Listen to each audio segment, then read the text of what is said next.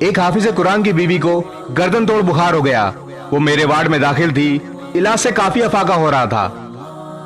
ایک دن شام کے وقت نرس نے مجھے کال کی اور بتایا کہ وہ بیوی اونچے اونچے کلمے پڑھ رہی ہے. میں گھر سے بھاگ کر اسپتال پہنچا تو وہ اللہ کو پیاری ہو چکی تھی. یہ مرحومہ نماز روزے کی پابند اور حافظہ بتائی جاتی تھی. ایک نوجوان دل کے مرض میں میرے پاس زیر علاج تھا. میں اسے جب دیکھتا وہ موبائل میں گانے سننے میں مشغول رہتا. میں جانتا تھا اس کا مرض لا علاج ہے.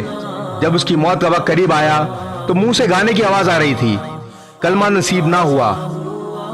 ایک زمیندار موت کے وقت بار بار یہ دریافت کرتا رہا کہ بھینس کو چارہ ڈال دیا ہے اور اس چیز کی تلقین کرتے ہوئے مر گیا. پوچھنے پر معلوم ہوا اس کی ساری زندگی بھینس اور چارے میں گزری ہے، اس لیے مرتے وقت اس چیز کی تلقین کرتا رہا. میرے وارڈ میں ایک نوجوان گردے فیل ہونے کی وجہ سے مرا.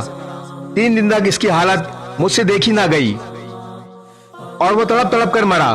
پچھلے 25 سال میں نے ایسی موت نہیں دیکھی. اس کے گھر والوں سے پوچھنے پر معلوم ہوا کہ وہ اپنے والدین کا نافرمان تھا. یاد رکھیں، انسان مرتے وقت وہی کام کرتا ہے جس کو دنیا میں زیادہ سے زیادہ کرتا ہے. آپ اپنے آپ سے پوچھیں کہ میں کون سا کام سب سے زیادہ کرتا ہوں یا کرتی ہوں، اور وہی کام کرتے ہوئے موت کا فرشتہ آ گیا تو اپنے رب کو کیا منہ دکھاؤ گے؟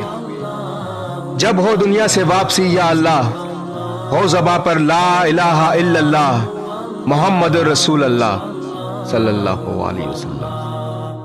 آمین. اس ویڈیو کو شیئر ضرور کریں. ہو سکتا ہے آپ کے ایک شیئر سے یہ بات کسی کے دل میں اتر جائے.